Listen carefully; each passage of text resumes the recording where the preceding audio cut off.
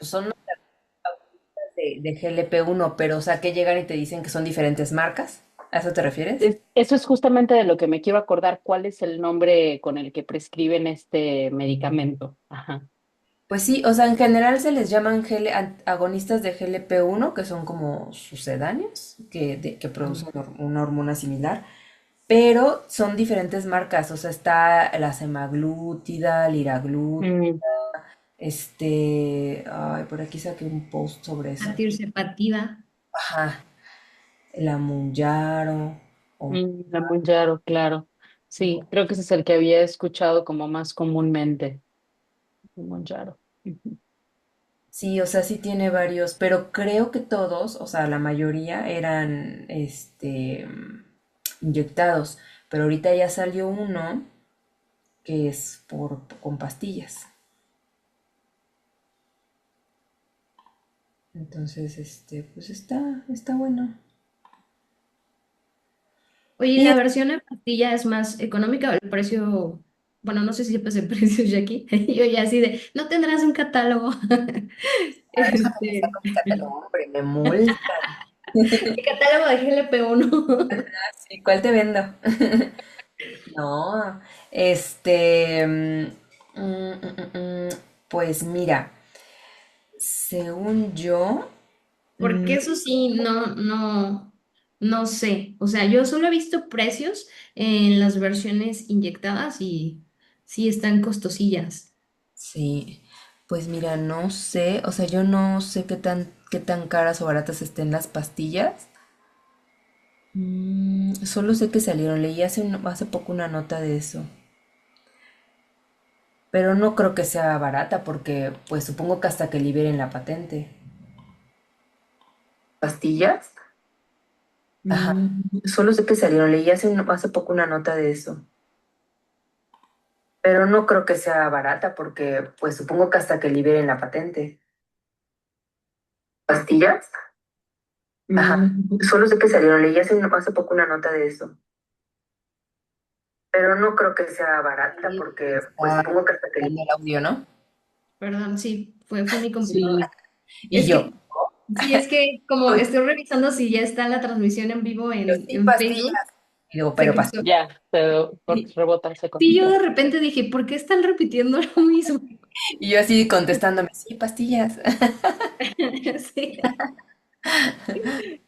Ya está, chicas. Es que no estaba segura si sí estaba mandándose a Facebook.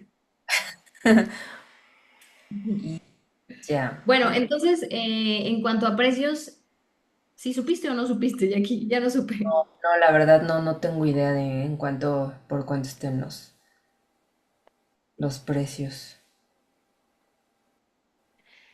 Yo había visto que en general el tratamiento está arriba de los 3,000 pesos por muy barato, 5, 8,000, 10,000 pesos.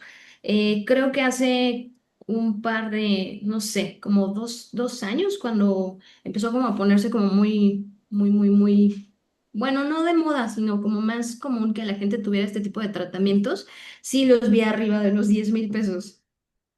Wow. ¿Y esto es por un tratamiento mensual?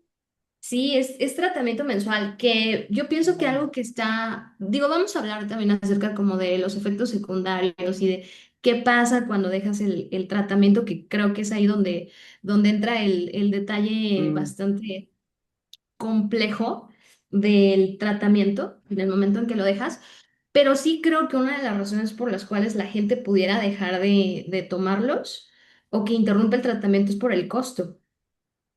O sea, todavía no mm, estamos en un sistema de precios accesibles. Aunque si bien es un tratamiento que originalmente, si me equivoco, me dices Jackie, es un tratamiento que originalmente, o sea, fue como para diabéticos, para personas que viven con diabetes, y después entró como en cuanto a control de peso, en casos obviamente avanzados de obesidad y todo esto, em, pero no cumple con los requerimientos de un tratamiento accesible para el público en general, tomando en consideración que en México hay más de 15 millones de personas que viven con diabetes, más las que no saben que Claro, tienen... que viven con Sí, diabetes. exacto. Hay muchísima gente que no sabe y pasa muchísimo con las enfermedades crónico-degenerativas, no solo con diabetes, que no saben que tienen la enfermedad hasta que no llegan como a un punto en el que el síntoma que le genera ya es un síntoma que ya los llevó a una sala de urgencias. Y eso considerando que actualmente, según las guías, las nuevas actualizaciones, ya también se puede tratar para resistencia a la insulina e incluso hígado graso. O sea, ya se ha visto evidencia en hígado graso, se ha visto evidencia en resistencia a la insulina, por supuesto en Del uso diabetes. de GLP-1. Sí, ya está, de hecho, en las nuevas guías que salieron este año de la diabetes, la ADA, ya te maneja el tratamiento con los GLP-1. Y también para riesgo cardiovascular, o sea, sí ya se amplió bastante como el espectro de uso. Ujú. Wow, qué Ahora, increíble. O sea, Esto quiere decir que se nos tiene que ampliar la cartera. sí. Aparte son tratamientos, ojos, no es un tratamiento a corto plazo, o sea, no es como que lo tomes un mes o 2 meses y ya se acabó, no. O sea, generalmente son tratamientos que pueden durar hasta de 6 meses hasta, no sé, un año, 2 años, e incluso ya hasta se está considerando que sean como de tratamientos ya como tipo la levotiroxina, o sea, ya de fijo a dosis a lo mejor muy bajitas, pero sí tenerla como de fijo. híjole, me hace mucho ruido, ¿no? Como pensar en este tipo de temas donde la salud de un individuo depende completamente de la medicación por esto, ¿no? Que mencionaban al principio, perdón, tengo un reflejo ahí medio raro, Pero que creo que mencionaban al principio. Sí, Esta ¿verdad? cirugía del día ¿Qué? de hoy. es tu foco porque está en cenital. Ajá, esta Puede cirugía. ser, sí, se ve medio raro. Sí, mira. En algún punto meto la Ay, manita, se corta la luz. Sí, o sea, me causa mucho ruido esto, ¿no? Pensar en este tipo de medicamentos por lo que decían ahorita, o sea, pues los síntomas que acaban de mencionar, como, no sé, son los síntomas que tiene probablemente el 8% de la población.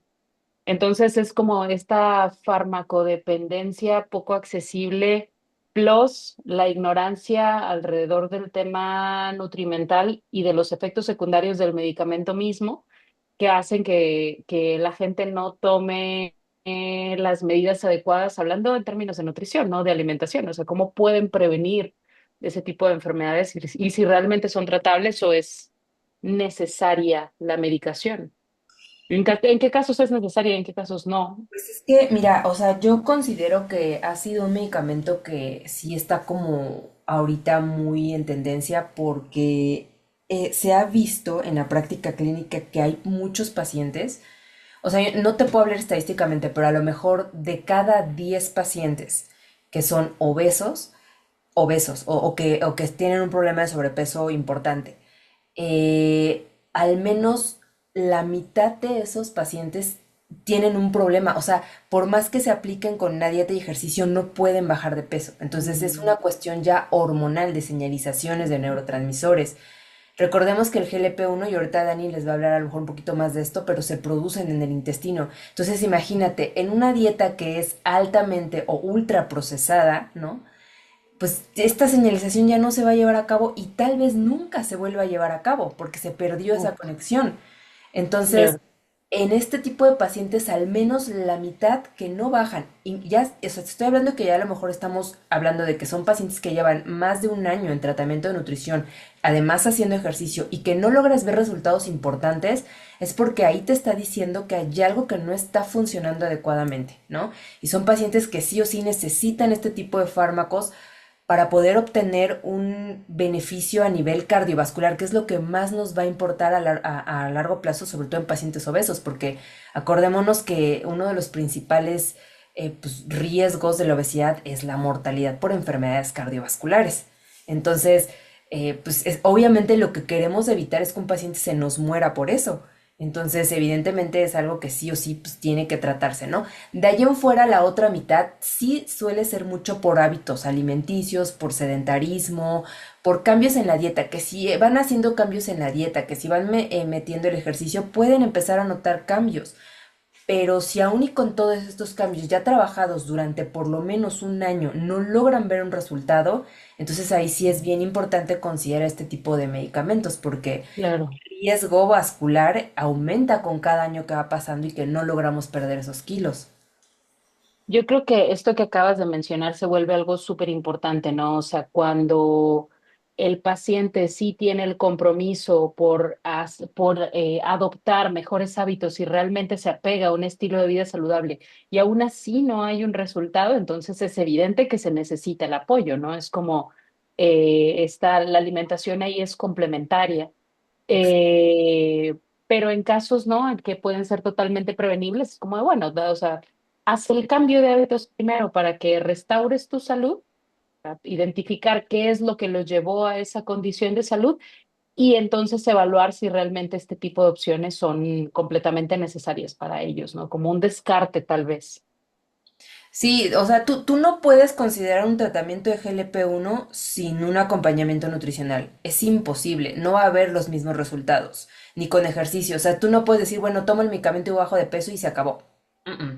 O sea, sí necesita haber atrás un preámbulo en hábitos nutricionales y de ejercicio, porque si tú dejas el medicamento, o sea, es un rebote, porque no estás enseñándole a tu cuerpo nada, o sea, nada más lo estás controlando, le estás dando un paliativo, pero no le estás enseñando a comer, o no le estás enseñando a tu cuerpo lo que te ayuda, no lo que te beneficia, no estás mejorando tu microbiota, no estás mejorando tus hábitos nutricionales ni de ejercicios.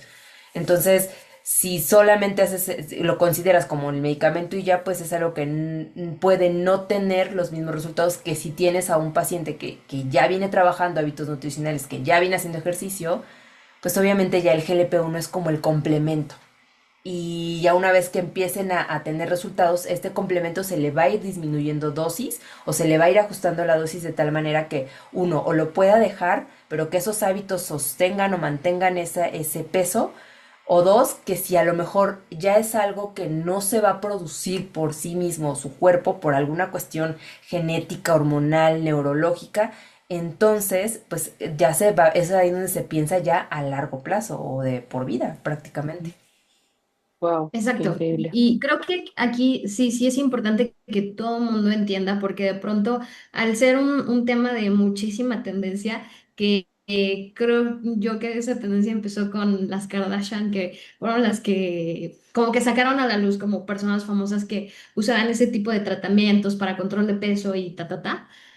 Creo que de ahí muchas personas han creído que, y sobre todo al posicionarse el tratamiento como costoso, o sea, de alto valor económico, creo que mucha gente ha caído en, pues en la teoría mal implementada de que solamente por la implementación del GLP-1, así como que automáticamente vamos a bajar de peso y vamos a poder controlarlo como si fuera una cura milagrosa para el sobrepeso y la obesidad. Y eso es lo primero que debemos entender, que no hay ningún tipo de, pues, de salida así de fácil. O sea, todo viene desde la implementación primaria y de base de los hábitos que ya hemos hablado. Y esto también lo digo como que también desde la perspectiva de temas estéticos, ¿no? Como de cirugías plásticas, tipo liposucciones y todo eso que tiene que ver con quirófano, que también mucha gente lo ve como una salida fácil.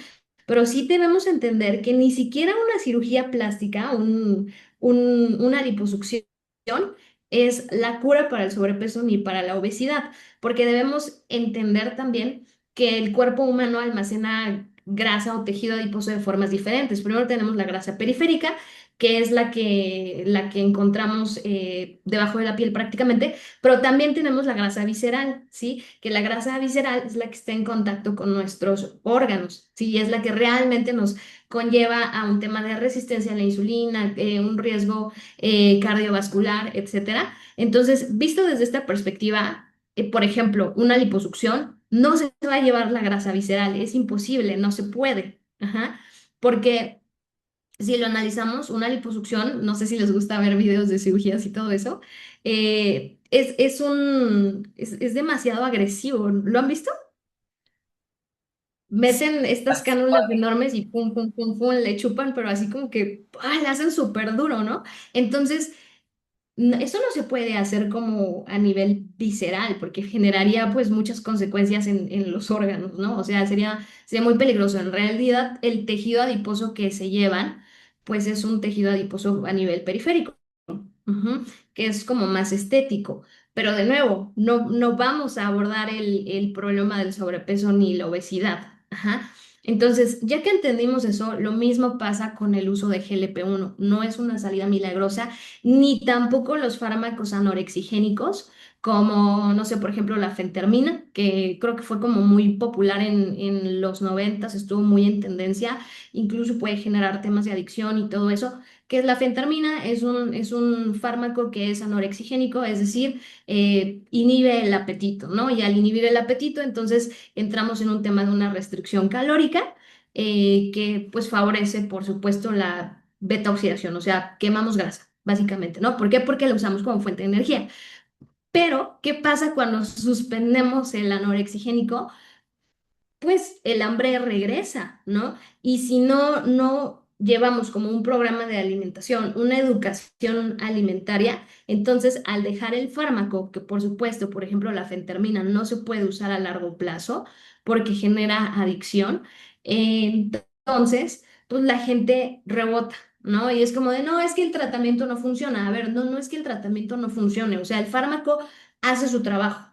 Ajá. El que no hizo el trabajo eres tú de educarte en términos de alimentación, de meter actividad física, de los 7.000 pasos mínimos que se recomiendan, aparte de tu entrenamiento, el consumo de agua, eliminar el refresco, bebidas azucaradas, todo esto que en realidad tienden a ser como muy hipercalóricos y ahí tocando el tema de los ultraprocesados pues los sabores son demasiado fuertes en los ultraprocesados, para eso están diseñados, para que el dulce sea demasiado dulce a través de los jarabes como el jarabe de maíz de alta fructosa y para que el salado sea un salado que excita las papilas gustativas a través de potenciadores de sabor como el glutamato monosódico. Entonces, a largo plazo y con el uso constante de este tipo de alimentos, pues empezamos a dejar de prestarle atención a las señales hormonales que produce nuestro cuerpo. En este caso estaríamos hablando de la leptina, que la leptina es esta hormona que nos hace sentir saciedad y la que menos escuchamos muchas veces y llegamos a veces a sobrepasar el límite de lo que podemos comer hasta que llega como un tema más fisiológico, cuando decimos, no, es que ya siento la comida hasta acá, o sea, no puedo comer más. La leptina se apareció muchísimo antes de que eso sucediera. Ajá. Entonces, justo eso es lo que hacen los ultraprocesados y es también un tema por el cual los GLP-1 pues han tenido tanto impacto o sobre todo tantos resultados.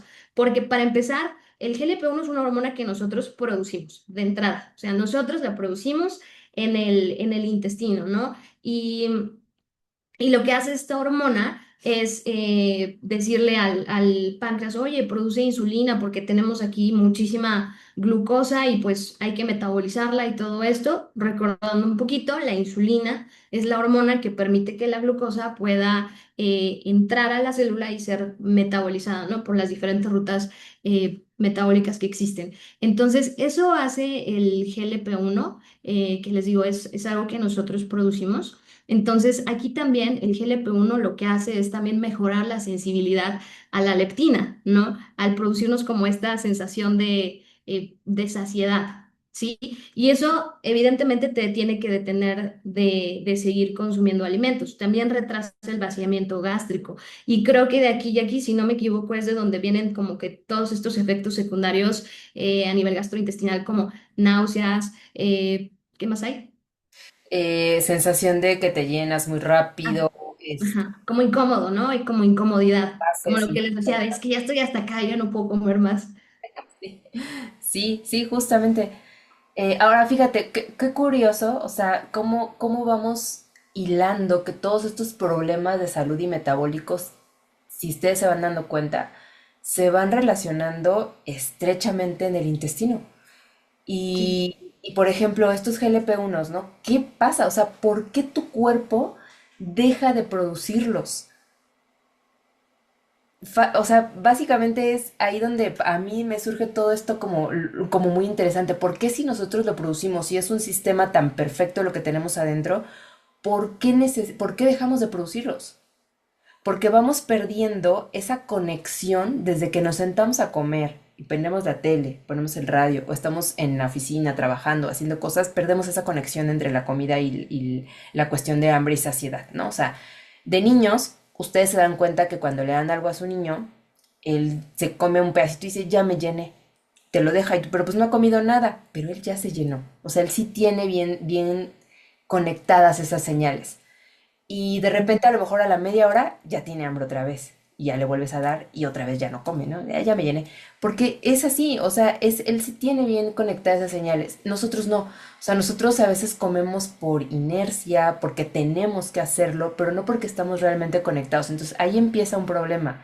El segundo problema es la cantidad de ultraprocesados que tenemos ahorita en el mercado y que nos han hecho, sí, la vida más fácil, pero que a la vez nos han complicado la salud gastrointestinal, ¿no? O sea, de repente el comprar que la salsita ya preparada, que la sopita ya preparada y nada más le echas agüita, que si el pan ya que está ya todo preparado y procesado, ¿no? Entonces, todo ese tipo de alimentación es lo que va haciendo que vayamos perdiendo esa conexión y esas hormonas que se van produciendo específicamente a nivel intestinal. Luego lo conectamos con, por ejemplo, quienes padecemos síndrome intestino irritable, quienes tenemos SIBO, quienes tenemos IMO, que son estos problemas intestinales de gases, estreñimientos o diarreas o intestinos hiperpermeados. Todo esto pues va generando que ese problema se vaya creciendo, que vaya creciendo mucho más. El hipotiroidismo, por ejemplo, va haciendo que la motilidad intestinal sea menor. Entonces, al ser menor la motilidad intestinal, pasan más tiempo las heces en el intestino, por lo cual va provocando mayor estreñimiento y eso va generando una disbiosis intestinal y esa disbiosis intestinal va haciendo que los GLP-1 no se produzcan ni se absorban adecuadamente. Entonces, es como una cadenita que nos va llevando a este problema del intestino, o sea, la salud intestinal, qué tan relevante es en este tipo de enfermedades. Es bien interesante todo esto. Yo creo que en la mayoría de los temas metabólicos, y aquí el intestino juega un papel así súper fundamental. Ahora, por aquí ya se me estaba olvidando ver las preguntas, perdónenme, es que tenía que darle refresh al navegador y yo decía, pues no me sale nada, pero ya abriendo el celular y sí hay preguntas. Rocío Oviedo nos dice, ay, ya se me perdió. ¿Dónde está? Aquí está. Rocío Oviedo nos dice, disculpen la pregunta. No, Rocío, no te disculpes. Esta sesión es para que pregunten justamente. ¿Qué significan las siglas GLP? Las siglas GLP, o sea, como bien dijimos, el GLP-1 en realidad es una hormona. Ajá, y significa péptido similar al glucagón. Sí, sí, ¿verdad? Sí, péptido. Déjenme ver por acá. Sí, péptido similar al glucagón. Sí, sí, estoy en lo correcto. Ahora, ¿por qué péptido similar al glucagón? Primero que nada, estamos hablando de un péptido, o sea que es parte de una proteína. Ujú. Eso corresponde como a la estructura molecular de lo que es la hormona como tal. Ajá. Y nos habla del glucagón. El glucagón es una hormona también, ¿sí? Y es una hormona antagonista a la insulina, ¿sí? Entonces, al ser antagonista me refiero, Rocío, a que son contrarios, ajá, que hacen cosas contrarias, como que tú te vas a la izquierda y tú te vas a la derecha. Eso es algo contrario o antagonista, ¿de acuerdo? Entonces, el glucagón lo que hace es fomentar una ruta metabólica que ocurre en tu hígado que se llama glucogenólisis. Ajá. ¿Qué es la glucogenólisis? Es la formación de glucosa a partir de glucógeno hepático. Te lo voy a explicar en palabras simples porque probablemente no entendiste lo que acabo de decir. Cuando nosotros comemos, generamos reservas de energía, ¿sí? Esas reservas de energía se pueden almacenar en forma de grasita, o sea, de tejido adiposo, lo que no nos gusta, o se pueden almacenar también como glucógeno, que es un tipo de carbohidrato complejo, ¿sí? Es la forma en la que tu cuerpo va a guardar glucosa. ¿Para qué va a guardar esta glucosa? Para usarla en un estado de emergencia, por así decirlo, ¿no? En el sentido de que si tu glucosa baja mucho, o sea, si generas una hipoglucemia, entonces se va a producir esta ruta llamada glucogenólisis, en la cual gluco viene de glucógeno. Ajá. Y lisis quiere decir ruptura, es decir, vamos a romper el glucógeno y al romperlo vamos a tener como resultado pequeñas moléculas de glucosa. ¿Ok? Esa orden, haz de cuenta que tiene que haber un capitán que da esa orden a los soldados. Ajá. Ese capitán se llama glucagón, ¿ok? Y es el que da la orden para que esa glucosa se empiece a liberar. El problema es que esto debe ocurrir en situaciones de hipoglucemia, ¿sí? O en situaciones en las que estamos usando demasiada glucosa por algún tema como de muchísima energía, no sé, por ejemplo, cuando estamos haciendo ejercicio, ajá, o cuando estamos haciendo un esfuerzo físico muy grande, no sé, estás empujando un refrigerador, cargando algo súper pesado, bla, bla, bla. Para todo eso requieres energía mecánica, ¿sí? Y esa energía, pues, requiere glucosa, ¿sale? Entonces llega un punto en que esa glucosa se puede agotar y llega la hipoglucemia. La hipoglucemia es cuando el azúcar se nos baja muchísimo, que nos empezamos a sentir súper mal, empiezas a sudar frío, y te da el váguido y sientes que te desmayas y todo eso, o también cuando nos asustamos, también puede ser, o sea, un susto muy grande puede generarlo. Entonces, cuando eso ocurre, ¡pum! El glucógeno dice, hagan glucosa a partir del glucógeno, ¿ok? Entonces, ese realmente responde a tu pregunta de qué significa GLP-1, o sea, todo viene del glucagón, ¿sale? Entonces, bueno, eso espero que haya quedado claro. Y acuérdense que en el diplomado de trofología tenemos una clase de bioquímica, bioquímica metabólica, y ahí les explicamos todas estas rutas y por qué son bien importantes que todas se lleven como se deben de llevar, ¿no? Porque cuando empezamos a utilizar rutas metabólicas alternas como la cetogénesis, empezamos a generar otro tipo de problemas a nivel metabólico. Sí, miren, aquí Ari está conectada y ella nos estaba soplando las respuestas de los precios. Ah, Em, dice, Monjaro inyectado vale 7,800 para 4 semanas. A mí me lo está aplicando el endocrinólogo. No, pues sí, sí está carito. O sea, sí nos damos cuenta que no es un tratamiento accesible para todo el mundo. Karina nos dice, ¿y si funciona? ¿Quiénes no pueden tomarlo? sí funciona, pero te digo, o sea, funciona per se el medicamento, pero lo ideal sería siempre acompañarlo de un plan nutricional, porque ojo, empiezas a perder peso, un peso importante, y esa pérdida de peso puede llegar a desnutrirte. ¿Por qué? Porque recuerden que trabaja con la parte de la saciedad, entonces te sientes satisfecho más rápido. Entonces, ¿qué pasa? Si tú empezaste a comer demasiados carbos, ya te llenaste, ya no comes. Y así, o sea, ya no puedes comer más, pero entonces no estás comiendo proteínas, pero entonces no estás comiendo grasas y entonces empiezas a desnutrirte. Generalmente la mayor parte de desnutrición que se da con los que toman GLP-1 o los que se inyectan GLP-1 y no llevan un plan nutricional es la proteína, es lo primero que llegan a perder, porque obviamente se llenan tan rápido que la proteína es lo que dejan hasta el final o ya no se la comen.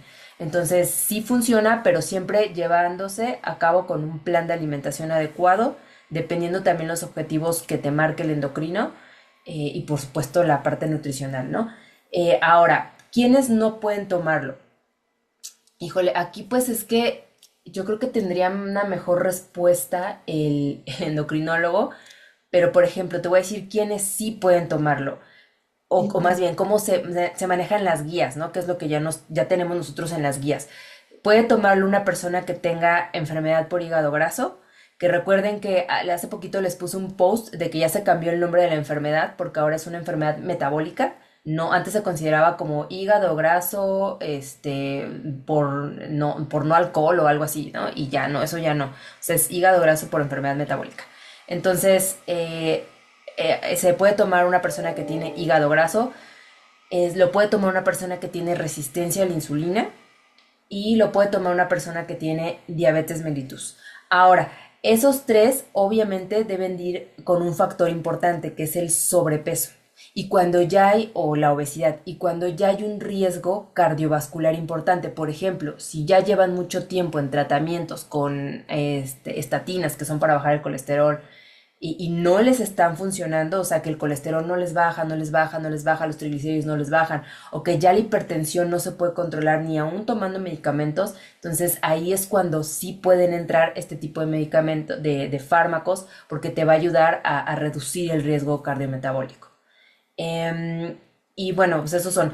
¿Quiénes no? Pues obviamente, bueno, no obviamente, pero para mí sería como lo más lógico una persona que no tenga un sobrepeso considerable. O sea, es decir, Ujú. que que visualmente, o más bien no visualmente, sino que metabólicamente, tanto el médico como el nutriólogo pueda decir, es que esto se puede trabajar solamente con un plan de alimentación y ejercicio, ellos no. Yo sé que de repente hay mucha gente que tiene 5 o 6 kilos de más y quieren meterse los GLP-1 para bajar de peso para la fiesta y de 15 años de su sobrina, ¿no? Estos no, o sea, no se recomiendan. ¿Por qué? Pues porque no, o sea, de verdad, uno, no es accesible y dos, es bien importante darle prioridad a la parte de los hábitos, de la alimentación, del ejercicio. O sea, si te metes nada más de inyección para llegar bien a la fiesta, no, o sea, vas a rebotar y no te va a servir. Entonces va a ser dinero que no ocupaste, ¿no? Entonces, eso para mí serían los quienes no. Obviamente, por ejemplo, si tienes alguna condición como cáncer, ahí habría que valorarlo también para ver cuál es el riesgo-beneficio. Pero de ahí en fuera, pues más bien yo le diría a los que sí, porque de los que no, pues ahí sí ya tendría que ser directamente con el endocrinólogo. Oye, déjame contestar una pregunta que vi que dice Sonia. Dice, vi que un tratamiento de estos está ligado al cáncer de hígado. No, de hecho hay una confusión muy grande. La preocupación obviamente surge porque entre más obesidad hay mayor riesgo de hígado graso, de diabetes, de bla, bla, bla, y todo eso sí produce células cancerígenas en el hígado. Entonces, los estudios que se han hecho de este tipo de fármacos, de los GLP-1, muestran todo lo contrario, muestran mucha evidencia. De hecho, justamente ahorita en las guías se aprobó justamente para tratarlo con hígado graso. ¿Por qué? Porque ayuda a reducir el carcinoma. De hecho, por ejemplo, aquí ahorita encontré un metaanálisis que se publicó en diciembre del 2025, o sea, está súper reciente, de más de 2.2 millones de pacientes, en donde se encontró que el uso de GLP-1 se asoció con una reducción del 42% en el riesgo de carcinoma hepático. O sea, entonces, no, todo lo contrario, estos fármacos están ligados más bien a la prevención del carcinoma y obviamente pues la degeneración hepática o la cirrosis hepática debido al hígado graso. Ujú. Sí. Que esa estuvo muy buena, Jackie, gracias. A ver, Pamela Fernández dice, ¿cuál es el tratamiento? Bueno, Pamela, no sé si por ahí hay confusión. No estamos ofreciendo ningún tratamiento justo ahora. Estamos hablando de un tipo de tratamiento que son los GLP-1, ¿ok? Solo para que quede claro. Sí, y recuerden que eso solamente se los puede prescribir, no un médico general, lo tiene que prescribir un endocrinólogo, Sí. o sea, con cédula, verifiquen siempre su cédula, y me parece que ya también pueden hacerlo los internistas, pero de ahí en fuera, un médico general no puede hacerlo, un ginecólogo no se recomienda, ¿sale? O sea, ni por supuesto un gastroenterólogo, o sea, sí tiene que ser un endocrinólogo, porque recuerden que es una hormona, y me parece que ya también los médicos internistas, pero de ahí en fuera nadie más, ni su nutriólogo, ni su coach de ejercicio, ni su coach de gimnasio, nadie de ellos puede hacerlo. No, sí, qué bueno que hiciste esa aclaración, Jackie, porque creo que lo último que pensamos es que el GLP-1 es una hormona, ¿no? O sea, todo el mundo está en su mente con que es un fármaco, ¿sí? O sea, ni tampoco el bariatra, que los bariatras son los médicos que usan farmacología para tema de control de peso y todo eso. No, o sea, es exclusivo del endocrinólogo porque estamos hablando de una hormona, ¿ok? Ujú. Exacto. Y porque además tienen que hacerle chequeos, o sea, no es como que, pues te la doy, te la avientas 6 meses y nos vemos en un año. No, o sea, tienen que estar haciendo constantes monitoreos en sangre para ver cómo van sus hormonas, cómo va su resistencia a la insulina, o sea, cómo va todo. No es como que nada más lo den y vaya y te haces bolas, ¿no? O sea, no, sí debe de haber un control mensual o bimestral dependiendo de los objetivos, y sí, por eso es que debe de ser con un médico especializado. Exacto. Y recuerden algo bien importante, porque creo que ya podemos empezar a hablar como de las consecuencias o de los efectos secundarios o no deseados del uso de GLP-1 para ir agarrando el cierre de la clase. Y es que esto debe ser un tratamiento integral, porque ¿qué es lo que se ha observado? Que las personas cuando suspenden este tipo de tratamientos tienden a generar rebote, es decir, que recuperan gran parte del peso que habían perdido a lo largo del tratamiento. Ujú. Y esto ocurre no porque el GLP-1 no funcione, ni porque esté chafa, ni porque el médico no me lo supo administrar, ni no tiene nada que ver con eso. En realidad tiene que ver con la implementación de hábitos saludables y que se vea como un tratamiento integral en el cual tenemos el tratamiento con GLP-1 desde la perspectiva médica. Debemos llevar el control en cuanto a la alimentación, es decir, aprender a comer, aprender a controlar lo que realmente requiere tu cuerpo según vaya siendo el caso, ¿no? Si tienes resistencia a la insulina, si tienes diabetes, que aprendas el tema de contar los carbohidratos que consumes al día, que no te dejes llevar como por los etiquetados bonitos de los ultraprocesados, que es muy común, que son lindos, que la textura, que la palatabilidad, todo eso, ¿no? Y puede ser súper engañoso que suspendas el consumo de bebidas altamente azucaradas, tales como bebidas energéticas, refrescos, jugos procesados y pues cualquier cosa que hay ya hoy en día que contiene muchísima azúcar. Que optes por el consumo de agua natural, también es importantísimo, importantísimo el consumo de agua natural y sobre todo el ejercicio físico, o sea, la actividad física. Acuérdense lo que siempre digo, la actividad física no es pregunta, no es si quieres, es una demanda biológica, es lo que tu cuerpo te exige. Que decidimos no verlo o evitarlo, pero quiero que voltees a ver a las calles cómo están las personas.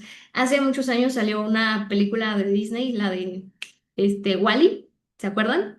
Que son de unos robots y todo eso es como muy del futuro. Y al final la gente sale así como súper obesa, que ya ni siquiera pueden caminar, ya no camina la gente, o sea, ya se mueven como en estas sillas. No me acuerdo si vuelan o qué rollo, pero se mueven, es como todo muy eléctrico.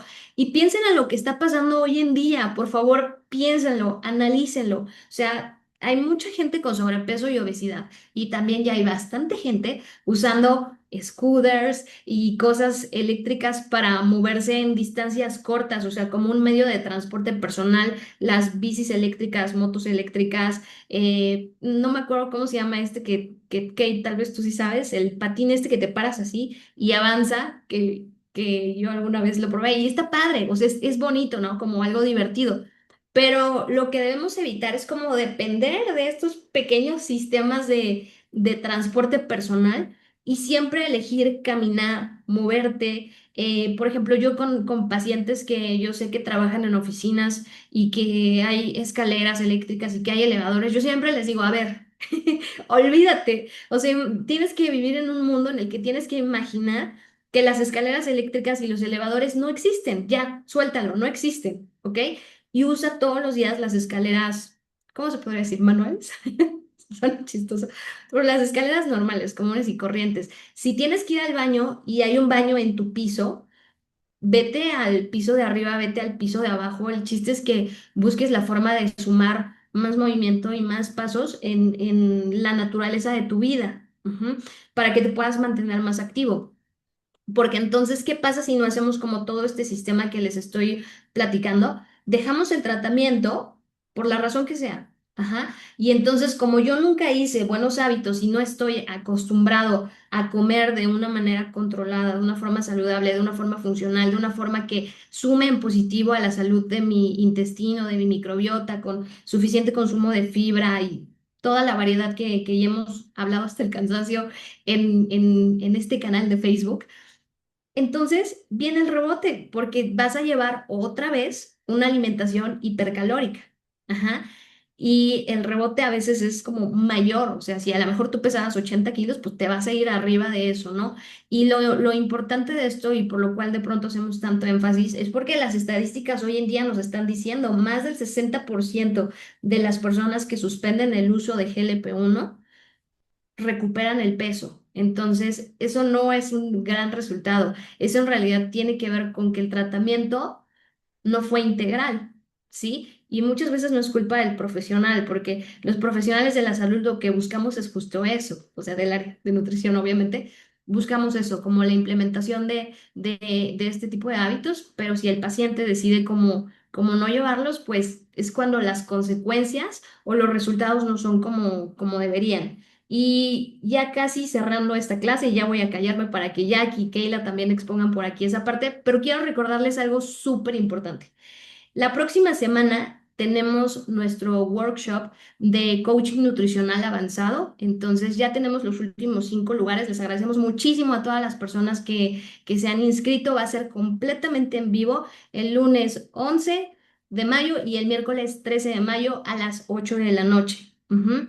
Eso va a ser en una sala privada de Zoom y ya no tenemos precio de preventa, pero por aquí les vamos a dejar en los comentarios el link para que se puedan inscribir. Está a un precio súper accesible, está en 799 pesos. Y esta es información que les va a ayudar muchísimo a complementar todo el tema de coaching nutricional, quienes ya se están dedicando a esto o quienes sienten que les hace falta como un algo para poder dar ese siguiente paso, para emprender, para todo esto. Bueno, ese es un workshop que Jackie ha diseñado. Ya saben que Jackie es la nutrióloga que yo más admiro en este planeta, entonces créanme que va a estar buenísimo. Y pues nada, yo les dejo la invitación. Espero verlos ahí a todos el lunes 11 de mayo a las 8 de la noche. Y ahora sí, ya las dejo a ustedes, chicas, para que cierren la sesión del día de hoy. Bueno, yo nada más quiero cerrar con la parte de nutrición. Tips nutricionales básicos para quienes estén llevando un tratamiento con GLP-1. Debemos de priorizar la proteína. Más o menos deben de estar consumiendo entre 1.2 hasta 1.6 gramos por kilogramo por día. Es decir, ustedes van a multiplicar su peso, el peso real, por estos valores para obtener los gramajes totales de proteína que ustedes deberían de consumir. ¿De qué va a depender que sea de 1.2 a 1.6? De la cantidad de ejercicio que estén haciendo. Si ustedes están haciendo trabajo de fuerza, sí calcúlenselo entre 1.5 y 1.6. Si ustedes están a lo mejor haciendo un poco más de cardio, no necesitan tanta proteína, a lo mejor ahí sí metanle 1.2, 1.3. Pero en general son los parámetros en los que debemos rondar. Deben de distribuirlas al día. ¿Por qué? Porque recuerden que hay mayor saciedad.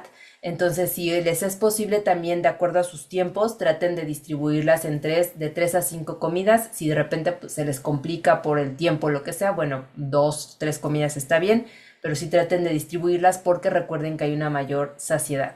Proteínas de buena calidad, huevo, pescado, pollos, leguminosas.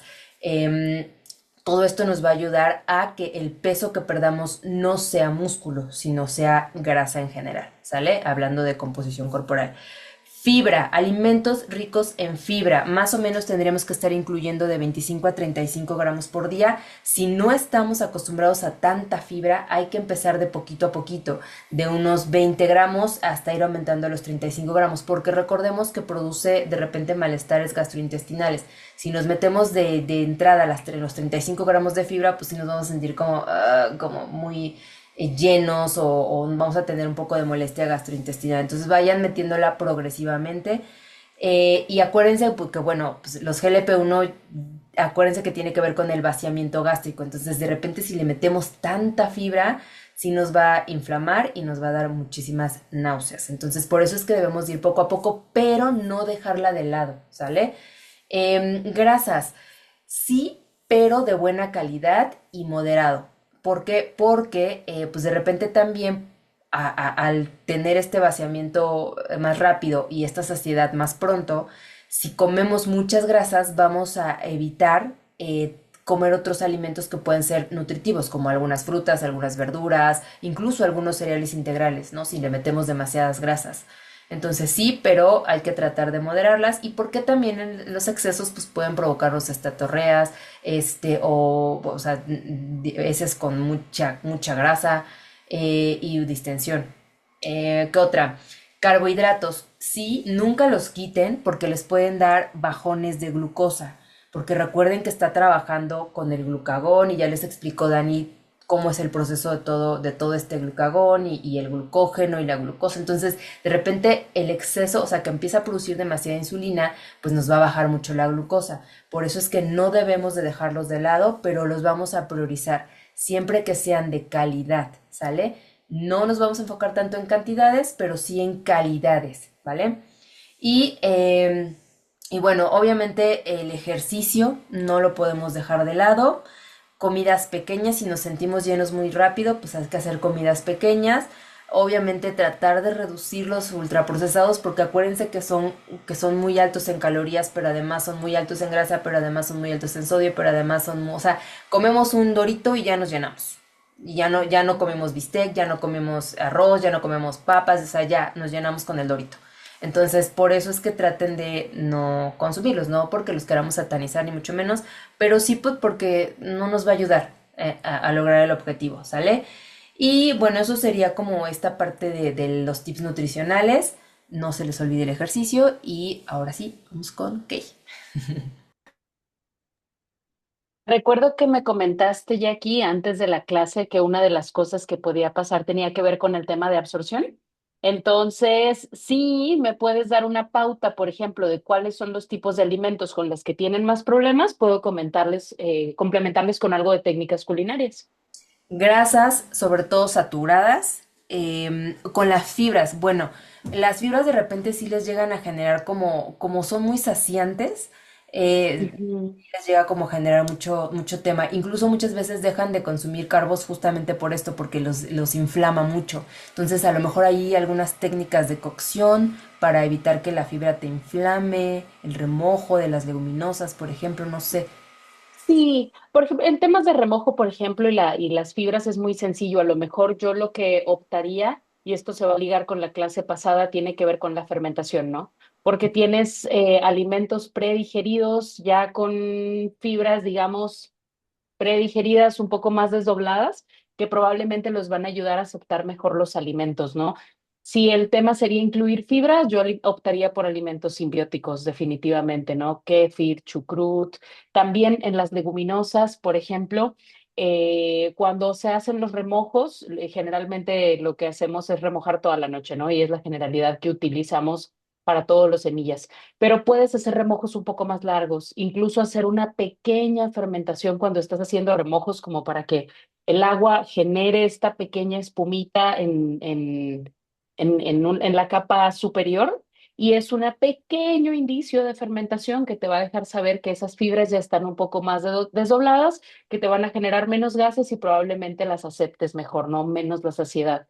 También en la inclusión de fibras, a lo mejor podría pensar en incluirla dentro de otros platillos, ¿no? Como por ejemplo, si tienen que incluir alguna fibra porque no están llegando a los gramos, podrían apoyarse, ahí tú me dirás qué tan útil lo ves, apoyarse de fibras como el psyllium husk, que lo pueden utilizar como para dar consistencia a sus platillos y al mismo tiempo para tener este extra de fibra, si te estás llenando muy rápido y no te puedes acabar un gran bowl de ensalada, a lo mejor merecería el esfuerzo tomarlo en dosis concentradas, ¿no? Y justamente con estos otros alimentos que son mucho más densos nutricionalmente hablando, como lo mencionabas ahorita, como pueden ser, por ejemplo, no sé, unos pancakes de avena, por ejemplo, les pones una cucharadita de psyllium husk y tienes un extra, ¿no? Para llegar a ese target que necesitas de fibra y puedas tener una mejor digestión también.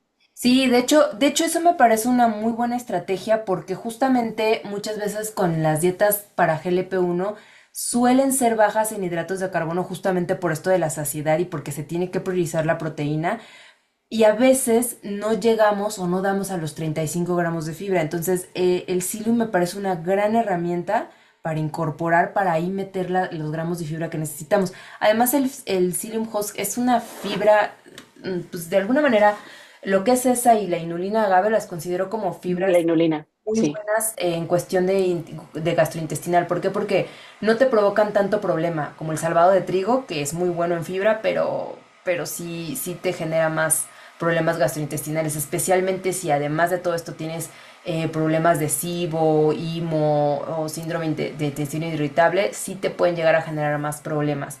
Y el psyllium husk Claro. en fibra no tanto. Sí, justamente, por ejemplo, la inulina me encanta porque, o sea, lo puedes utilizar incluso como un texturizador. O sea, por ejemplo, a lo mejor te tienes que preparar, voy a cualquier bebida cotidiana, ¿no? Un cafecito o te vas a preparar algo que incluya leche y le puedes agregar media cucharadita y utilizar el espumador y vas agregando poco a poco esos gramos de fibra sin que te sientas demasiado saciado y además lo vas a experimentar de una forma súper rica, ¿no? O sea, puedes mezclar esa cucharadita de inulina de agave. Yo la utilizo, por ejemplo, me tomo todos los días una taza de chocolate en el taller y agrego media cucharadita de inulina de agave y lo agrego para tener fibra extra, para tener textura en la bebida y para incorporar también mejor el endulzante, que generalmente trato de utilizar stevia, por ejemplo, hojas de stevia.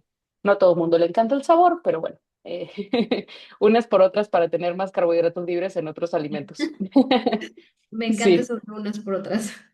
claro, unas por otras. Ahorita ahí también como ya está incluido como un tratamiento de fibra, pero se me acaba de ir el nombre, pero es algo de goma guar. Goma guar. Creo que Sí, ya fíjate que también se la utiliza. goma guar me encanta. De las gomas que he investigado, la goma guar me gusta mucho porque es la única que es inocua. Ciertamente tiene una mayor captación de agua, entonces es una goma que es muy fuerte. Necesitas cantidades súper bajitas para tener un gran poder gelificante. Y yo, por ejemplo, lo que hago con la goma guar es que uso un ratio, ¿no? Por ejemplo, por cada gramo que tengo de goma guar necesito aproximadamente 20-25 gramos de agua. Es muy fuerte, de verdad es muy fuerte en comparación a la goma Shantana o a otro tipo de gomas que además no me encantan porque esas sí tienen efectos a nivel intestinal. Ese gel lo dejo guardado en el refrigerador y lo utilizo para dar, nuevamente, para dar consistencias y otra vez, ¿no? Como para tener esta fibra. Entonces, la goma guar podría funcionar. Tal vez no es la primera opción que yo buscaría como una fibra a incluir. Optaría más por el Psyllium husk o la inulina de agave, que creo que son todavía mucho más seguras y conocidas. Pero la goma guar también puede funcionar en caso de que quieran experimentar simplemente con otro tipo de gelificantes. Pues ahí tienen ya toda una estrategia para la incorporación de las fibras, porque sí es muchas veces lo que se sacrifica en una dieta de Sí, para GLP-1. sí, yo los animaría mucho a intentar de verdad con los fermentos. Es una maravilla. O sea, la digestión va a cambiar, probablemente el volumen de alimento que van a poder consumir es un poquito más alto porque además son muy ricos. Entonces es fácil incorporarlos realmente. Y aquí, por aquí tenemos una pregunta de Mayra Patricia, que dice, ¿y para personas que tienen problemas de SIBO que no pueden consumir tantos fermentos? Mm. Sí, pero bueno, acuérdense que el SIBO sí tiene un tratamiento igual, bien específico. Ahí se tiene que trabajar primero con restablecer la barrera intestinal y obviamente la microbiota, o sea, hay que trabajar con las diferentes bacterias que tenemos ahí que no están funcionando bien y toda esta disbiosis, ¿no? Y ya de ahí ya se pueden meter fermentos, pero tienes que pasar por un proceso de tolerancia. Acuérdense que eso lo platicamos, me parece que en una clase de soporte que dimos hace un... Es que ya es viejita esa clase, no sé si ya sigue arriba, pero les hablé sobre la importancia de ir haciendo como pruebas de tolerancia y hay una dieta específica para este tipo de condiciones que se debe de trabajar de 2 hasta 6 semanas máximo de restricción, no se puede más, y de ahí empezar a meter alimentos que sean para mostrar tolerancias. Pero de estas 2 a 6 semanas que se hicieron restricciones debe de haber un tratamiento bien específico para restaurar todo esto de la barrera intestinal, la microbiota, la disbiosis y todo esto. Entonces, ahí sí tendríamos que esperar a que tuvieras como esta parte para restablecer tu intestino y ya posterior a ello empezar a probar con diferentes fermentos. Uno de los fermentos que a mí me parece muy, o sea, que sí lo podemos llegar a meter, no siempre consigo, aquí depende del paciente, pero es el chucrut. Ese, de hecho, te ayuda mucho a la barrera intestinal. Sin embargo, sí va a haber personas que tengan SIBO, que tengan muy alta sensibilidad, que no lo van a tolerar tanto. Pero hay Mm. otros, la mayoría de los pacientes sí tolera bien el chucrut. Entonces, igual puedes empezar con un fermento que tú toleres en pequeña cantidad.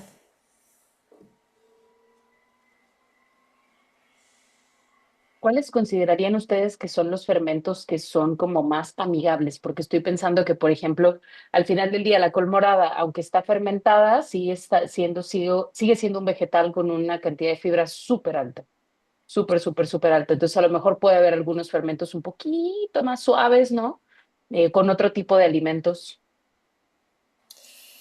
Pues es que en lo que respecta a la teoría es el chucrut, o sea, sí es el chucrut, que es la col fermentada, pero en pequeñas cantidades, sí se ha llegado a mostrar buena tolerancia. Pero es que siempre va a depender también el paciente, porque si hay pacientes que de repente sí vienen muy mal del SIBO o del síndrome de intestino irritable, entonces, o del IMO, que es con gas metano, sí, con metano, Es, creo.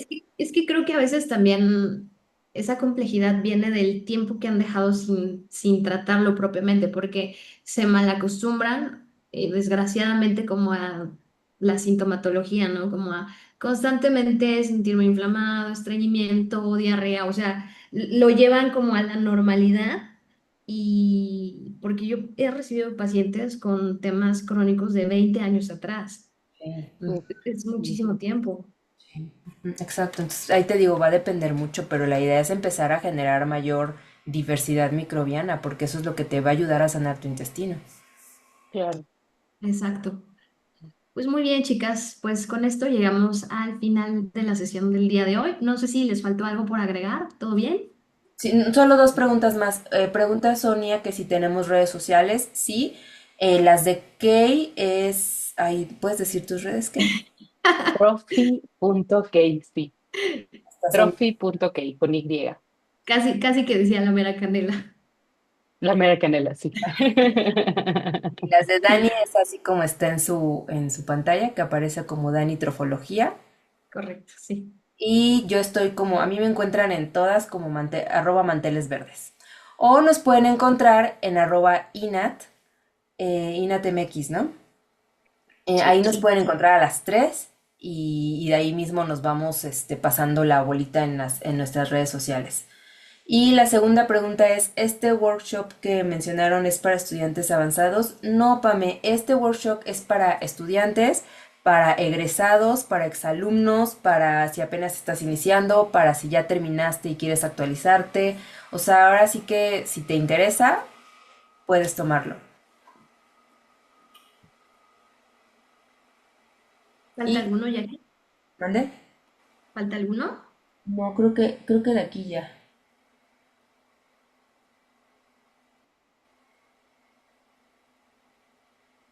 Bueno, pues entonces, ahora sí grabé la clase porque le estaba platicando a Jackie y a Kay que recientemente me di cuenta que los videos en Facebook se quedan por poco tiempo. Me estaba diciendo Jackie que una semana. Entonces, de pronto algunos de ustedes me estaban preguntando, oye, ¿qué onda con la clase de tal tema que dimos, no? Y yo así de, pues voy a verlo a Facebook y me dicen, no, ya no está. Y yo, oh cielos. Entonces ya a partir de esta sesión ya está siendo grabada y la voy a subir al canal de YouTube para que ahí la puedan ver de nuevo si les hace falta. ¿Ok? Bueno, pues muchísimas gracias a todos por conectarse. Fue un súper placer esta noche de Chismecito Inat. Me la pasé muy chido como siempre con ustedes, chicas. Muchas gracias por su tiempo y nos vemos en el próximo Chismecito Inat en el mes de junio. Bueno, pues Bueno, gracias, buenas noches. buenas Gracias. noches. Chao. Bye. Chao.